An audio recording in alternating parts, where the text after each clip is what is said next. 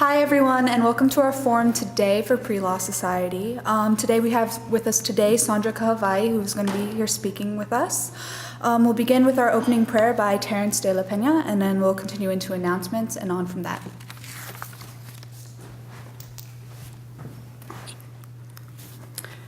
Our Father in heaven, we're so much grateful for this wonderful opportunity to hear from Sister Sondra Kahawaii.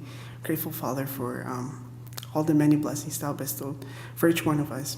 Grateful that we can listen to her, we can have her friends and family to be gathered around. And we ask Thee, Father, that we may all be inspired and that we may continue to strive to be good students here at BYUY. We ask Thee, Father, to continue to guide us as we strive to know the path that we should take, and that we may continue to make a difference in our small, simple way. We love You very much, and we say these things in the name of Jesus Christ. Amen. Okay, so as far as announcements go, we have our next forum happening on November 6th. Same place, same time. It's Feki Puha. He's the Honor Code Manager. So from there, Sondra Kahawaii graduated summa cum laude from Brigham Young University, Hawaii, with a Bachelor of Arts in Political Science and a minor in Japanese. After completing her bachelor's degree, she served full-time missions to Salt Lake City, Utah, Temple Square, and Las Vegas, Nevada. Later, she went on to pursue graduate degrees at Brigham Young University, Provo, receiving a master's in public administration and a Juris Doctorate from the J. Reuben Clark School of Law in 2013. Since completing her education, Sondra worked as a manager at a nonprofit, nonpartisan organization in Washington, D.C., the Partnership for Public Service.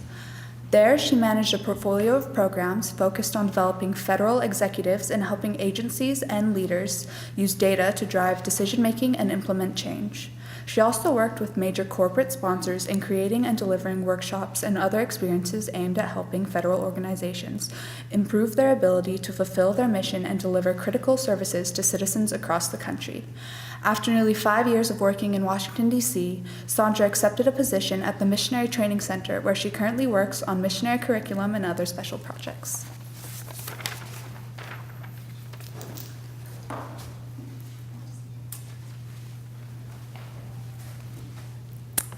All right, brothers and sisters, aloha. Well, I am very grateful to have this opportunity to speak with you today. I'm probably just going to take about 15 to 20 minutes to give some opening remarks, a little bit of share some of my journey and experience in leadership, law, and life.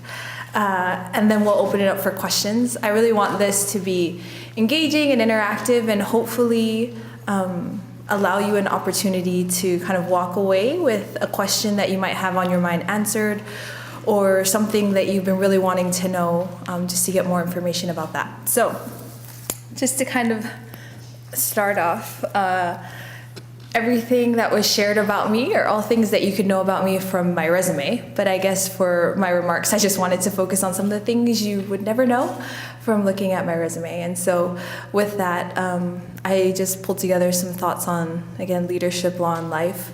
The first one being with leadership. As they mentioned, one of my roles in my position at the Partnership for Public Service, which was a nonprofit out in DC, was to help develop leaders. And so I was surrounded by a lot of leaders a lot of the time. We worked with folks from NASA, from many of the federal agencies, Department of the Interior. I got to meet astronauts. I got to meet people who developed the polio vaccine. I got to meet people who, or not developed, helped eradicate polio in certain countries. Really outstanding public servants who were driven by this desire to help bless the lives of people around them. And I think through that process, I came to realize that leadership is not about position or power or prominence.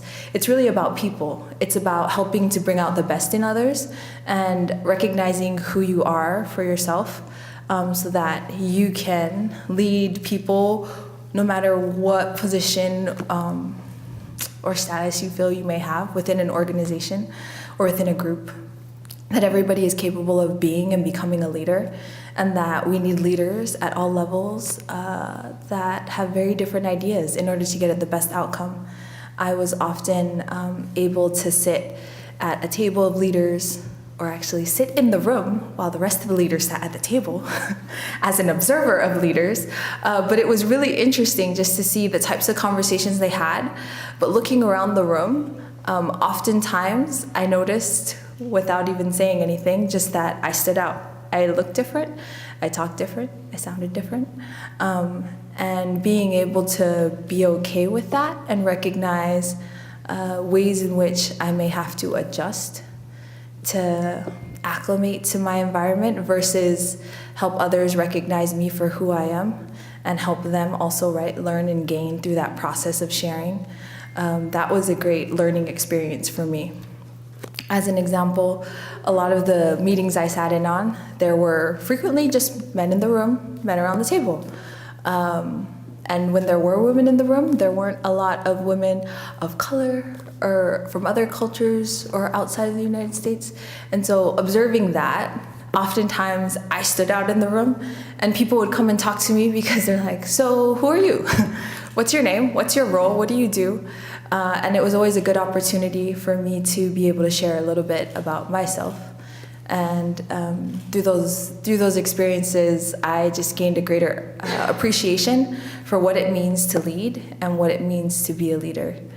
As I mentioned before, and actually I'll come back to this other thought, but that's kind of been part of my journey with leadership, having both formal and informal roles.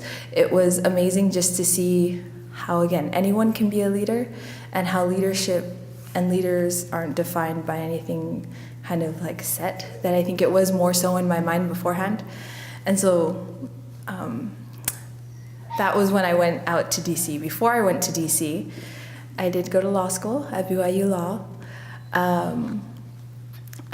The whole process of going to law school was an interesting one for me. It's not a path that I had planned on in advance. It's not something I envisioned myself doing, but it's something I felt very strongly the need to do. So basically, after my mission, I knew I wanted to go to grad school, and so I had applied to graduate school. I already applied to BYU, and I applied to a couple different programs, and I got accepted to a master's in public policy. And I was really interested in that, and I read up about it and studied about it, and I was like, oh yeah, that is what I want to do. And I got to BYU Provo, and I started my first semester, and about a week in, I realized this is not for me. I was ready to just call it quits and be like, okay, whatever message I thought I received and whatever I thought the plan was, apparently got the message wrong because this was not a good fit. It was a great program. I just realized it wasn't aligned with kind of my passions and my plans, and I was like, okay, well, I guess I got it wrong. I think I'm just gonna leave school. But as I had that same thought, a part of me told myself, I was like, okay, I am not one that tends to quit or stop doing something. So I was like, okay, I'm just gonna see it through the first semester. Maybe things will improve, maybe things will be different. But about halfway through the first semester, I realized, no, really, I can't do this for 2 more years. That was not gonna work. So I started looking for another graduate program since I had relocated from Hawaii up to Provo. And in looking for another graduate program, I came across a master's in public administration. I was like, oh, that seems aligned with some of the things I'm interested in. So I applied to that program, I was admitted, and then I started that program. And my plan was to finish that, and then to come back to Hawaii and work at a nonprofit, which was something that I was really interested in doing. And in the last year of my MPA program, I had this thought that I should go to law school. And I was like, whoa, but that's really hard. I don't know if I want to do that. But the thought just kept coming to me. You should apply to law school, is what the impression was. So I was like, okay, well, I could apply to law school, sure. We'll see. And I just kept pushing it away. And I was thinking, man, if I'm going to apply to law school, that requires just a lot of time on top of everything that I was doing with school, because you have to take the LSAT, right? And I knew I shouldn't just show up and take the LSAT. So I was like, you need to prep for the LSAT. You need to study for that test. Then you need to apply, and the applications can be extensive. And so in my mind, I just kept seeing barriers. And I was like, oh, this is never gonna happen. But eventually I was like, you know what? We're just gonna do this. We're just gonna do this and see where it takes us. So I applied to law school. And I was like, okay, maybe that was it. Maybe I just needed to act on that prompting to apply, and that'll be all. But I applied to law school and then found out I was admitted. And I was like, okay, do I need to go to law school? The thought was, apply to law school, do I need to go?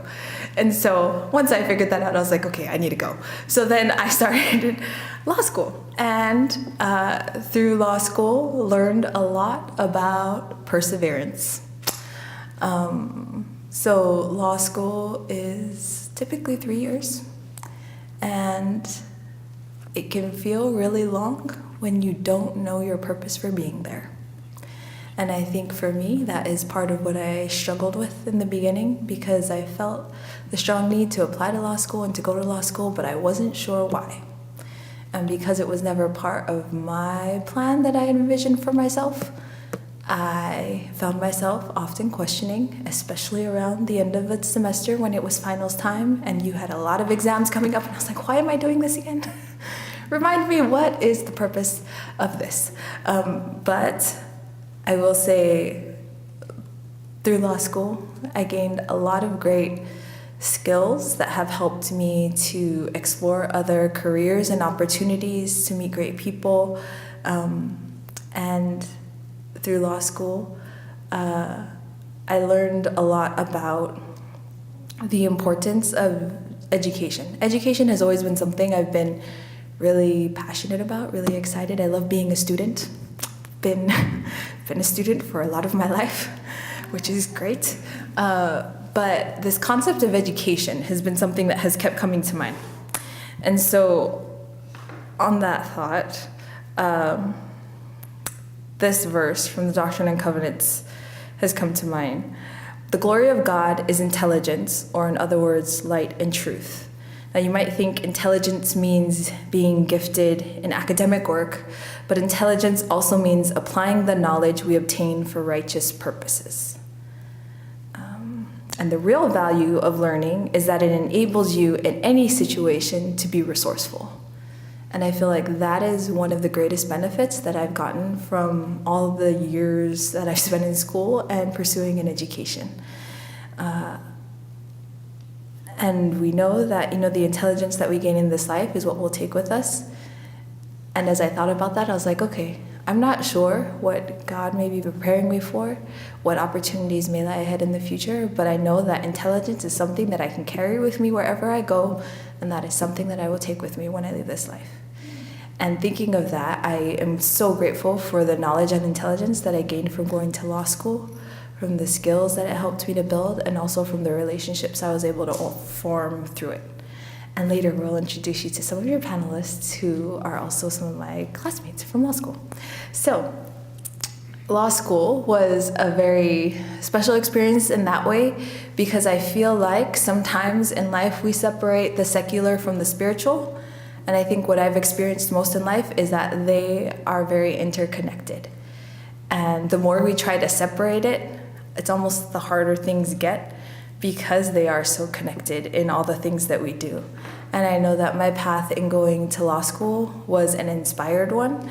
It was something that was not just a secular or temporal decision, but it was a spiritual decision, a decision that has and will continue to bless my life in many different ways. And I think similarly, as I look back on the things that I've learned, even about leadership that I've mentioned, in all of those experiences, I could see God's hand working in the lives of others, God's hand working in my own life. And sometimes you don't always see it in that present moment, but you, over time, come to see it.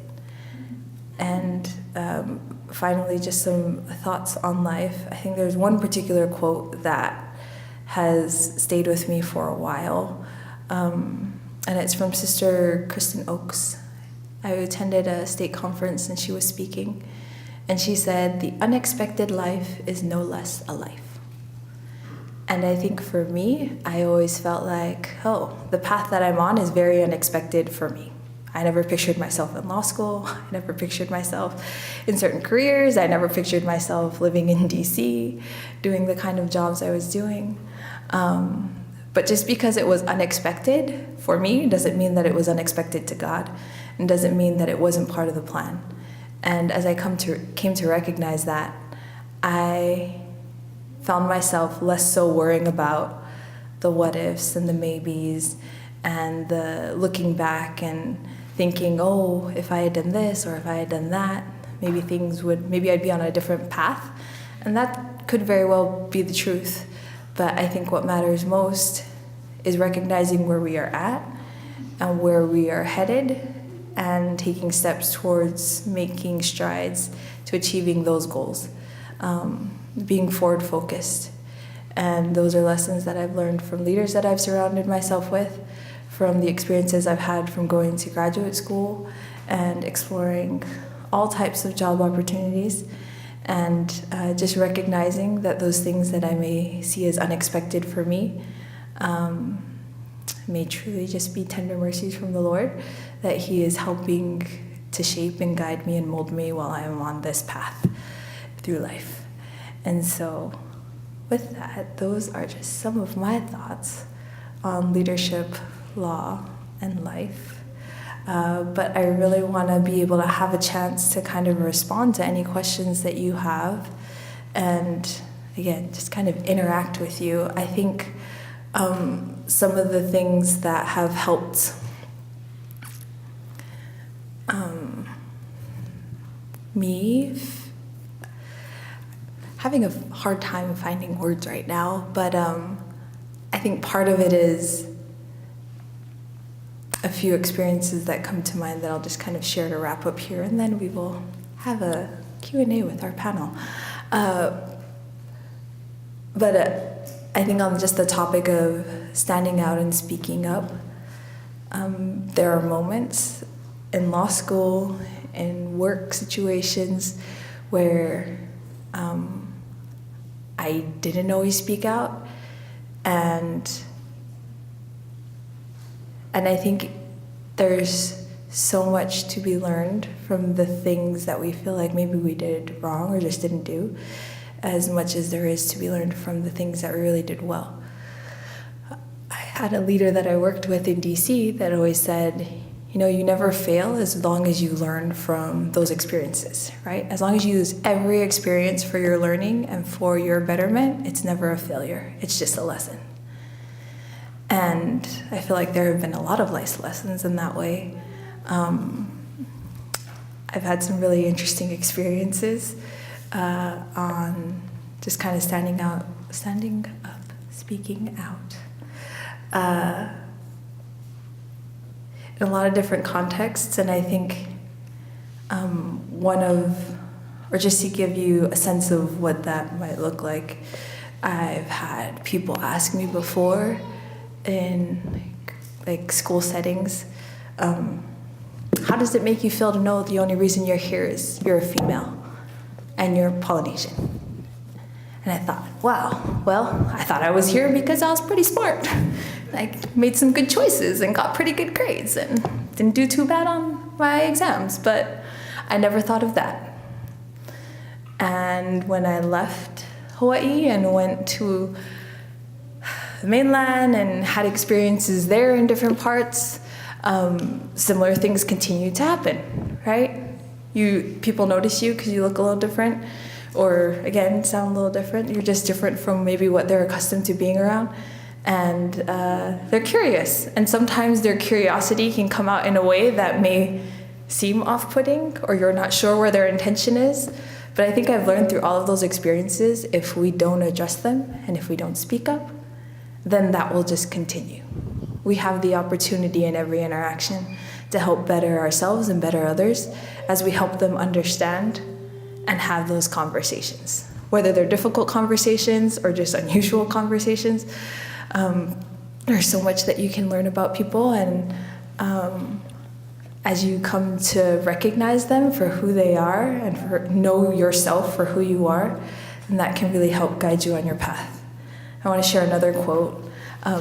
And a lot of these quotes I have collected over the years because this is what has carried me through my understanding of who I am, and these quotes have helped me to really understand and recognize those things. So this is a quote from Elder Board K. Packer. He said, "You are a child of God. He is the Father of your spirit. Spiritually, you are of noble birth, the offspring of the King of Heaven. Fix that truth in your mind and hold to it. However many generations in your mortal ancestry, no matter what race or people you represent, the pedigree of your spirit can be written on a single line. You are a child of God." And I think once I came to recognize what that meant and what that means, I realized there's nothing I could do that would make me more a child of God. There's nothing I could do that would make me less a child of God. And as long as I know who I am and I know my relationship to God, and I can anchor myself to that no matter what difficulties came, whether it was in education, in my career, or in other facets of life, that truth could help me remain constant and help me discern and navigate through this journey. I know that for each of us it'll be different experiences, and we probably all have our own journeys that we're on right now, experiencing different things. And I think it's some of these gospel truths and gospel knowledge and the gospel knowledge that I have that has helped me to navigate, hopefully well, some of the struggles and trials that I know that we'll all face. So with that, now I am going to briefly introduce, actually I'm just looking in the room for Jennifer, but I don't see her.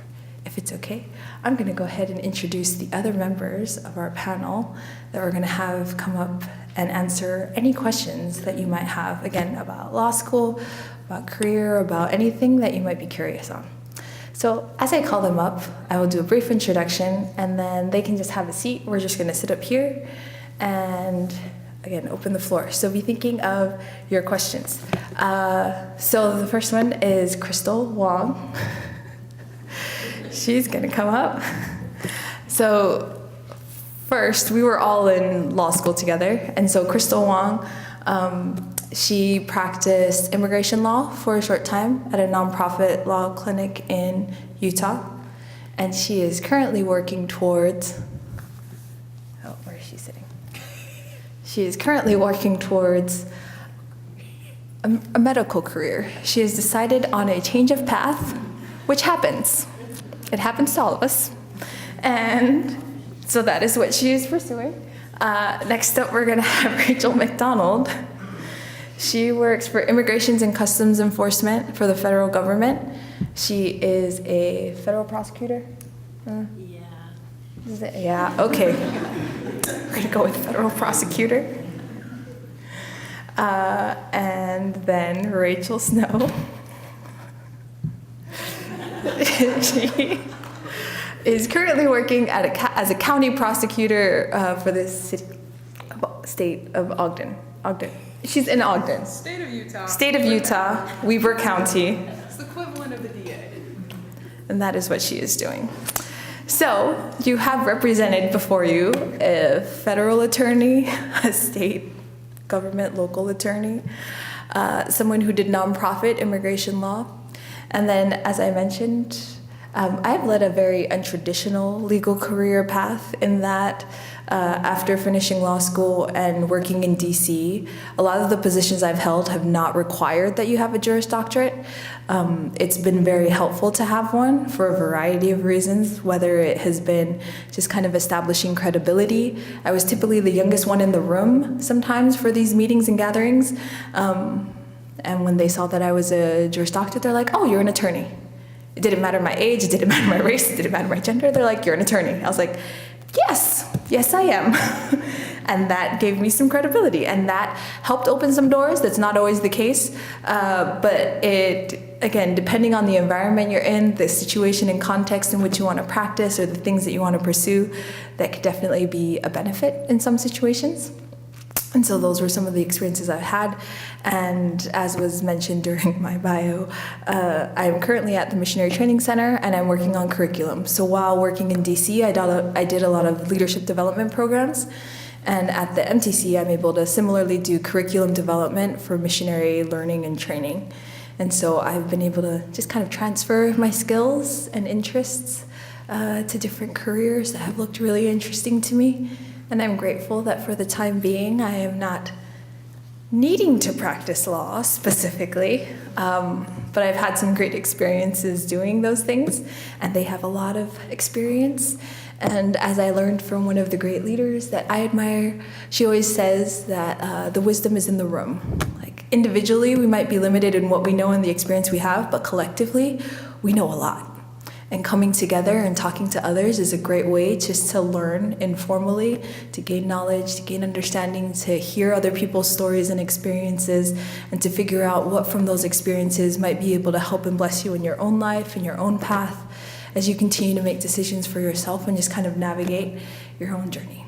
So with that, I'm gonna take this clip off and open it up for questions. And I will defer to looking for, yes, however we want to do questions.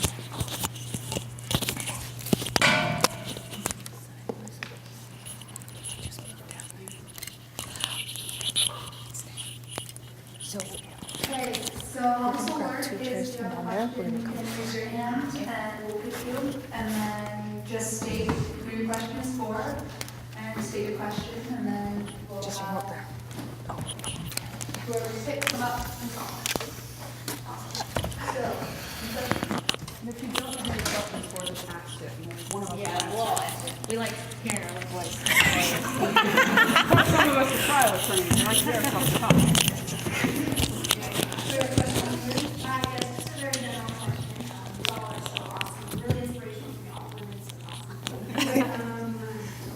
But yeah, just a very general question. So you told us about your law degree, your MPA, JD, and for you guys, what is your major? Who are we? What did you, Educational background. what did you specialize? So, is this on? Yeah. Okay. Okay, cool. So I majored in psychology. My plan was never to go to law school. God had other thoughts. And I minored in music. Yeah. Yes, so we all went to law school. We graduated in the same class. My undergraduate degree was in art history with a minor in English. I knew I wanted to do graduate school of some sort, but I was kind of torn between law school or some sort of museum curation, art restoration. The great thing is that law schools love building diverse classes. So even if you are not a pre-law emphasis, study something you like and you enjoy because they want to build diverse classes. After that, I was a law clerk for 2 years and also a bailiff, which involved going to the police academy for about 5 weeks. And then I jumped into prosecution. So I majored in history, and I went to BYU and then BYU again for law school. So stayed in Provo for far too long, it felt like. But yeah, so I didn't think I wanted to go to law school either, or any kind of grad school, to be completely honest, until probably the end of my junior year. So I studied history, and I thought that was a really good major for law school just because it involved a lot of reading and writing, and that's essentially what law school was, so kind of lucked out in that realm. I was actually doing history teaching, and then kind of that last year of undergrad when I decided I wanted to go to law school, I dropped the teaching part, so I didn't have to do like student teaching or anything like that, so yeah.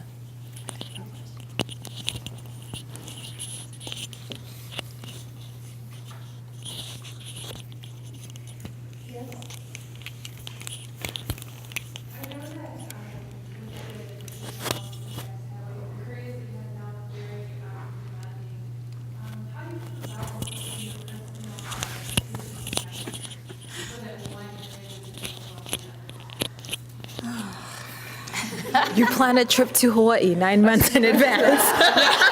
9 months in advance. when airfare goes on sale, you get your crew together and you plan a long vacation.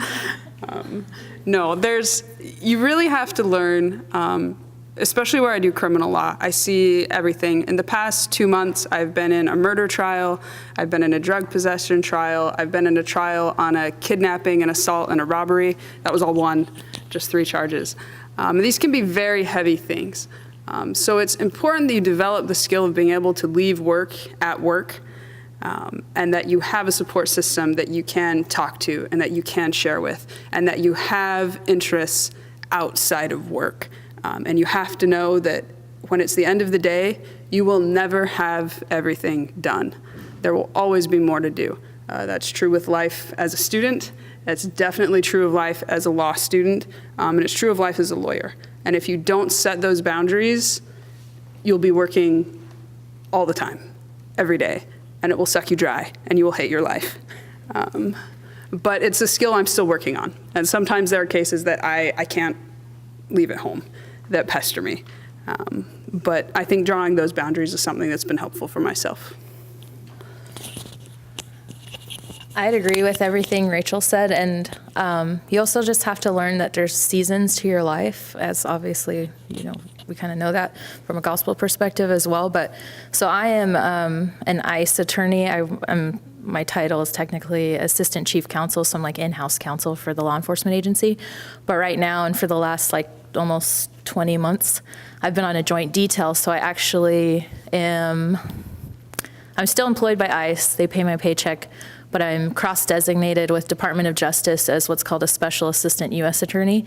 And so I do criminal prosecution for my agency in federal court, and I work under the direction of the U.S. Attorney for the District of Utah. So it's been pretty hectic for the last 20 months because it's essentially like learning a whole new job, having 2 different bosses, 2 different laptops, 2 different sets of credentials. I mean, just everything, 2 different offices in the same city and going back and forth. So it's been really intense, but it's amazing for your resume. It helps you build a lot of extra skills that you don't normally have in your same position.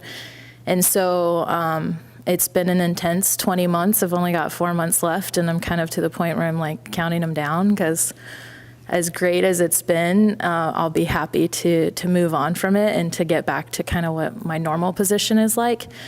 So sometimes you just have to realize that there's things in life that if you want the experience, you have to be willing to put in the time and the work. And then kind of going back, though, with regular work-life balance, so this detail's been intense, and it's not how I normally sort of live my life, I guess you could say, but one of the benefits for working for the federal government, for me, some people kind of joke it's the biggest firm in the country, but you have coworkers and you have people that when you leave for 10 days on a vacation, theoretically, you're one and all the same, and they can show up and stand in for you, and the work continues and goes on, and everybody's replaceable at the end of the day. And so it's really nice to have that confidence in your coworkers and in your office that things keep going when you're not there. And I think that's different for someone who's maybe like a solo practitioner or a small law firm where you kind of feel like you can never really leave. But at the same time, these guys know that I still check my work phone every couple of days, so. It might have taken them a few days to stop taking emails when we first got here. I had and an we extra still 4 hours with the time change. kind of do There it. was nothing else to do. But I just wanted to share a quick thought. While working in DC, I was with a group of leaders. One of them happened to be a very prominent leader, and what I was amazed by is in the middle of the session, he was at the front giving kind of a keynote address, and in the middle of the session, his cell phone went off. And I was like, oh, that's kind of embarrassing. And he looked at it, and he picked it up, and he answered the phone, and then he paused, and he's like, hold on, it's my wife, I need to take this. And he stepped off to the side, and he spoke to her for a bit. He's like, oh, I'm just talking to a group. Yes, I'll be home for dinner in a little bit. Okay, I'll see you soon. And then he hung up, and we all just kind of laughed, and he came back to the pulpit. He goes, I apologize for the interruption, but I told myself if my family ever calls my cell phone, I pick it up. And that was just one of the principles that was really important to him, and his family was one of his priorities. And he's like, every time I've accepted a job, I let, right, whoever know. And I know that it's not always the case. You're not always to kind of set terms like that with really hard and set parameters. But I was just impressed by that, and I was like, so family's important. And he has figured out ways to be able to live that out with his different jobs and career. And he's like, I have a special cell phone that's like emergency 911 only phone. But he goes, I also have this other number that it's only my family. And his security detail knew, he's like, if for some reason they had his phone and he didn't have his phone, they always pick up when his family called. And I just appreciated like him kind of recognizing that for himself and being able to kind of define, right? And some of these things we learn as we go, but define for himself like what is important, where are those boundaries, and start figuring out ways to set them and start figuring out ways that you can live that out in a way that's meaningful to you. And if you can't have everything you want right now, what might that look like in your current situation? What does that balance look like for you right now? I know when I was in DC, the pace of life there is super fast. When I moved from DC back to Utah, I told my family, I was like, I don't know if the world just kind of slowed down or if this is the normal pace of life, because it was such a change. It was such a difference. From the time I commuted from home to work, so much could happen. We operated around the media cycle. And so every time there was a new story, every time there was a scandal, every time there was breaking news, we had to react to that. And that was the constant environment in which we worked. And so really work-life balance was non-existent for us. We're like, well, this just happened. You don't just say there's a national emergency and something's happening and we're just gonna wait till tomorrow to deal with that, right? You have to respond right then. And so I think with certain careers and certain roles, right, it comes with certain sacrifices and a certain lifestyle. And so knowing and educating yourself about what those lifestyles are, it can be helpful in this process, because you'll know, right, if you go into a certain field, like medical field, right? That I'll let her tell a little bit about, because she works like 12-hour shifts a couple days a week, and that has certain implications, right, for the lifestyle you lead and the types of interactions you can have. I was hoping to get off from this question. With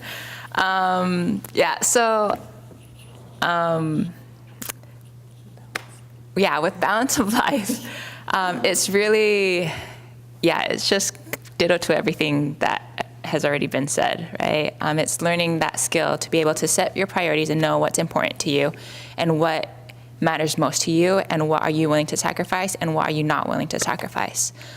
So when I was working for the nonprofit immigration law firm, it was actually a startup law firm that I had actually helped co-found. And so a lot of it was doing a lot of administrative work on top of immigration cases.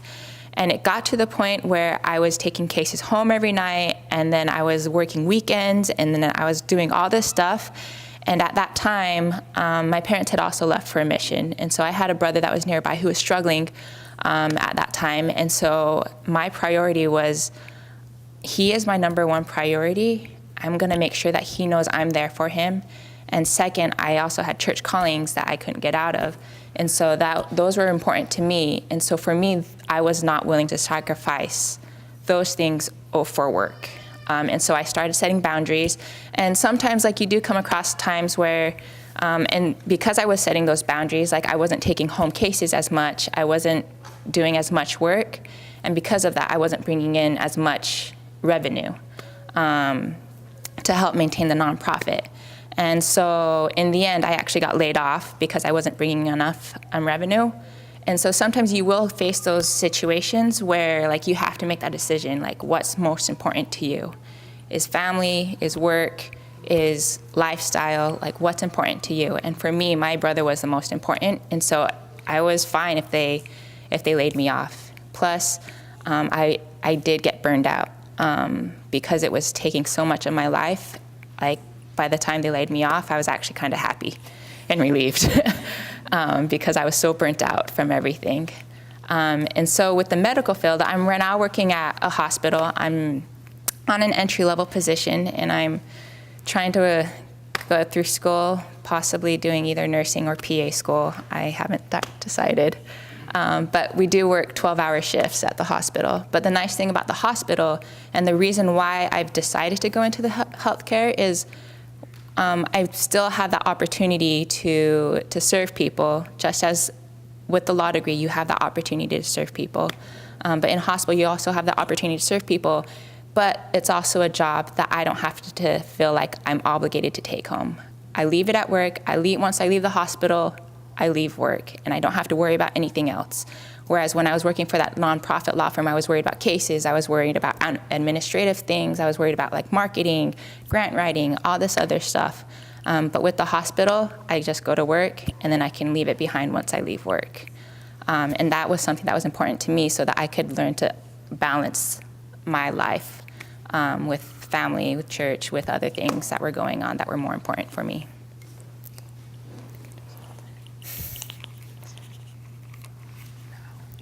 Any more questions?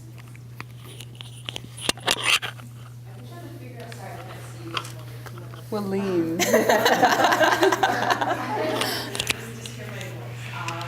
It's beautiful. I've been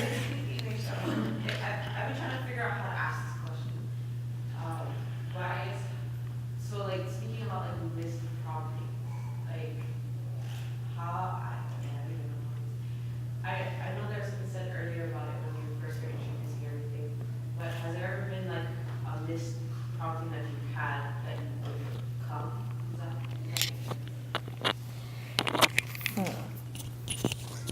Something that you've had that you've overcome. Say a little bit more. I just want to make sure we respond to this as well, as good as possible. We'll Socratic method you until we figure out your question. No, I was thinking like, okay, so I guess not backstory, but just like I guess like for me personally, I have a fear of failure, like constantly. It's just like Yeah. growing up all the time, and it's like you audience straight A's, get this, and then if I didn't, oh, okay, kids get Yeah. other things that we but that was just like the teachings, you know. Yeah. So like it developed this huge fear to fail. Mm. And a fear to miss things, and I feel like sometimes I miss things and I'm just like, oh, I don't know, man. And so I guess how, if you've had this happen to you, do you feel Yeah. like you've had this problem, or do you feel like you've overcome that defeat block in that? Okay. This Rachel has an idea. This may not be exactly towards your question, but we were talking about this panel, and we almost decided to call it C's Get Degrees. Now, I see some nods. Yeah, I feel you. So we're all smart people here. We're all high achievers. And something that was difficult for me was that growing up, like I always had the straight A's. I was always in the honors classes. I was always doing, my best and doing it really well. And that was how I defined who I was and my sense of self and how I saw myself. And then I went to law school with a lot of other really smart people. With 150 of the same type of people. With 150 of the same type of really smart people.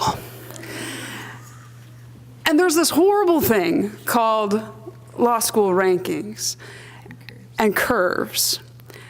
And at the end of the first semester, I got a letter in the mail that basically said, "Congratulations, Rachel, you're stupid." What it actually said was, "You're in the bottom half of the class." Okay. And other people got letters that said, "You're in the top 10%. You are the top of the class. You're in the top half of the class."